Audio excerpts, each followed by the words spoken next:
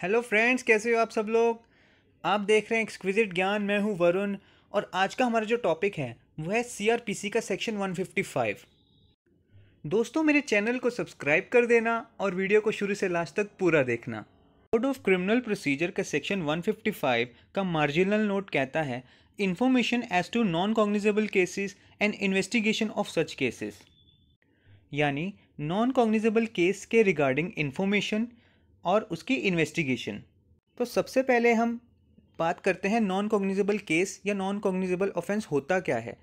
देखो, non cognizable offence की जो डेफिनेशन है वो सीआरपीसी के सेक्शन 2 क्लॉज एल में डिफाइन किया हुआ है। नॉन कॉग्निजेबल ऑफेंस या नॉन कॉग्निजेबल केस का मतलब होता है कि उस केस में या वो जो ऑफेंस है उसमें एक पुलिस ऑफिसर है वो बिना वारंट के किसी भी पर्सन को अरेस्ट नहीं कर सकता। अब जो इन्वेस्टिगेशन वर्ड है ये सेक्शन 2 क्लॉज एच में डिफाइन किया हुआ है। जो वर्ड इन्वेस्टिगेशन है इसमें इंक्लूड होती हैं हर तरह की प्रोसीडिंग्स जिसमें कि कलेक्शन ऑफ एविडेंस होता है, यानी एविडेंसेस को कलेक्ट करना। और ये जो प्रोसीडिंग्स कौन कंडक्ट करता है? पुलिस ऑफिसर कंडक्ट करता है, या फिर कोई ऐसा पर्सन कंडक्ट करता है। इन्वेस्टिगेट वो पर्सन करता है जो कि मैजिस्ट्रेट के द्वारा ऑथराइज किया गया हो। लेकिन ये जो इन्वेस्टिगेशन होती है ये मैजिस्ट्रेट के थ्रू नहीं की जा सकती, मैजिस्ट्रेट द्वारा नहीं की जाती है। आइए अब हम सबसेक्शन 1 के बारे में बात करते हैं कि जब कोई नॉन कॉग्निजेबल ऑफेंस के बारे में इंफॉर्मेशन दी जाती है तो क्या होता है। सबसेक्शन 1 कहता है when information is given to an officer in charge of a police station. जब किसी एक पुलिस स्टेशन के ऑफिसर इंचार्ज को इंफॉर्मेशन दी जाती है और ये जो इंफॉर्मेशन है वो किसके रिगार्डिंग या किसके कंटेक्स्ट में दी जाती है? Of the commission with in the limits of such station. किसी ऑफेंस के कमिट होने के रिगार्डिंग दी जाती है कि कोई ऑफेंस कमिट किया गया है और with in the limits of such station, उस स्टेशन की लिमिट्स के अंडर या उस स्टेशन के एरिया या लिमिट्स के अंदर कोई ऑफेंस कमिट किया गया है। और वो ऑफेंस कौन सा है? नॉन कॉग्निजेबल ऑफेंस है।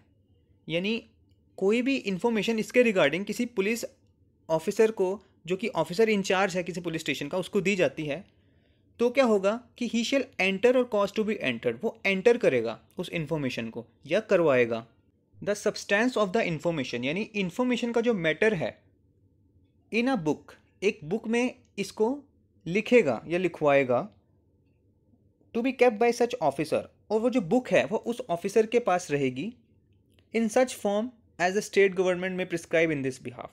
और वो जो बुक की फॉर्म या जो मैटर कैसे इसमें रिकॉर्ड करना है, लिखना है, वो सब एक पर्टिकुलर फॉर्म में होगा जो कि स्टेट गवर्नमेंट प्रिस्क्राइब करेगी इसके रिगार्डिंग। और इसके बाद क्या होगा कि वो जो पुलिस ऑफिसर है जिसको इन्फॉर्मेशन दी जा रही थी तो वो क्या करेगा, उस इन्फॉर्मेशन को रिकॉर्ड करने के बाद जो अपने बुक में रख लेगा, उसके बाद जो इन्फॉर्मेंट है यानी जो सूचना देने वाला है, जो जानकारी देने वाला पर्सन है, उसको मैजिस्ट्रेट को रेफर कर देगा। अब ये कैसे पता लगेगा कि कौन सा ऑफेंस कॉग्निजेबल है, कौन सा नॉन कॉग्निजेबल है? इसके लिए आप सीआरपीसी के शेड्यूल को देख सकते हैं। जैसे कि इसमें बता रखा है कि नॉन कॉग्निजेबल ऑफेंस कौन सा है, कॉग्निजेबल ऑफेंस कौन सा है। नॉन कॉग्निजेबल ऑफेंस का एग्जांपल देता हूँ, जैसे चीटिंग हो गया आईपीसी में सेक्शन 417 के अकॉर्डिंग। 155 का सबसेक्शन 2 क्या कहता है कि कोई भी जो पुलिस ऑफिसर है वो एक नॉन कॉग्निजेबल केस को इन्वेस्टिगेट नहीं करेगा without the order of a magistrate. मतलब बिना मैजिस्ट्रेट के ऑर्डर के कोई पुलिस ऑफिसर एक नॉन कॉग्निजेबल केस को इन्वेस्टिगेट नहीं कर सकता, उसकी इन्वेस्टिगेशन नहीं होगी नॉन कॉग्निजेबल केसेस की बिना जब मैजिस्ट्रेट के ऑर्डर के। और उस मैजिस्ट्रेट की पावर होगी उस केस को ट्राई करने की, या फिर उस मैजिस्ट्रेट की पावर हो उस केस को कमिट करने की। कमिट करने का मतलब होता है कि किसी दूसरे कोर्ट में भेज देना। जैसे कि अब सेक्शन 209 पढ़ोगे सीआरपीसी का, उसमें है कि जब एक जो केस है वो exclusively tribal by court of session है, मतलब सिर्फ कोर्ट ऑफ सेशन ही उस केस को ट्राई कर सकता है, तो मैजिस्ट्रेट क्या करता है, उस केस को कमिट कर देता है, कोर्ट ऑफ सेशन को के पास भेज देता है। सबसेक्शन 2 का सिंपल वर्ड्स में यही कहना है कि कोई भी अगर नॉन कॉग्निजेबल ऑफेंस को इन्वेस्टिगेट करना है किसी पुलिस ऑफिसर को, उससे पहले मैजिस्ट्रेट का ऑर्डर लेना ज़रूरी है। अब सेक्शन 155 का सबसेक्शन 3 क्या कहता है कि any police officer receiving such order. अब ऐसा कोई पुलिस ऑफिसर है जिसको मैजिस्ट्रेट से ऑर्डर मिल गया है इन्वेस्टिगेशन करने का, में एक्सरसाइज द सेम पावर्स, वो सेम पावर्स को एक्सरसाइज कर सकता है in respect of the investigation के रिगार्डिंग।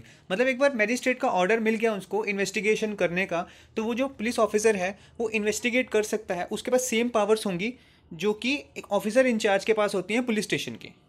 लेकिन उसके पास वो पावर नहीं होगी जिसमें कि वो किसी पर्सन को अरेस्ट कर सके बिना वारंट के। अब कहने का मतलब क्या है कि एक कॉग्निजेबल केस में एक officer in charge of police station के पास जो पावर्स होती हैं इन्वेस्टिगेशन करने की, वो पावर, वो जो ऑफिसर है जिसको मैजिस्ट्रेट ने ऑथराइज किया है करने के लिए, वो इन्वेस्टिगेशन कर सकता है, लेकिन उसके पास अरेस्ट करने की पावर नहीं होगी बिना वारंट की। मतलब जब तक वारंट नहीं मिलता वो अरेस्ट नहीं कर सकता, वो पुलिस ऑफिसर इन्वेस्टिगेट कर सकता है उस नॉन कॉग्निजेबल केस को। अब सबसेक्शन 4 क्या कहता है कि जहाँ एक केस में दो या दो से ज़्यादा ऑफेंसेस हैं, जब एक केस दो या दो से ज़्यादा ऑफेंसेस से रिलेट करता है, of which at least one is cognizable, मान लो दो या तीन ऑफेंसेस हैं, उनमें से सिर्फ एक कॉग्निजेबल ऑफेंस है, बाकी के जो दो ऑफेंसेस हैं, ये बाकी के जितने भी ऑफेंसेस हैं वो नॉन कॉग्निजेबल हैं, तो क्या होगा, the case shall be deemed to be a cognizable case. मतलब अगर 3 या 4 ऑफेंसेस हैं, उनमें से सिर्फ एक कॉग्निजेबल है और बाकी के नॉन कॉग्निजेबल हैं, तो पूरे के पूरे केस को ही कॉग्निजेबल केस माना जाता है। तो केस को माना जाएगा कि वो कॉग्निजेबल केस है, इसके बावजूद भी कि जो दूसरे ऑफेंसेस हैं वो नॉन कॉग्निजेबल हैं। अब इससे फ़र्क नहीं पड़ता कि बाकी के जो ऑफेंसेस हैं वो तो नॉन कॉग्निजेबल थे, अगर सिर्फ एक भी कॉग्निजेबल ऑफेंस हो जाता है तो पूरा का पूरा जो केस है उसे हम कॉग्निजेबल केस कहते हैं। यहाँ पे आपको थोड़ा सा डिफरेंस समझना है कॉग्निजेबल केस में और कॉग्निजेबल ऑफेंस में। दोस्तों मुझे कमेंट करके बताना वीडियो कैसी लगी। वीडियो अच्छी लगी तो लाइक कर देना, मेरे चैनल को सब्सक्राइब कर देना। Bye bye, take care.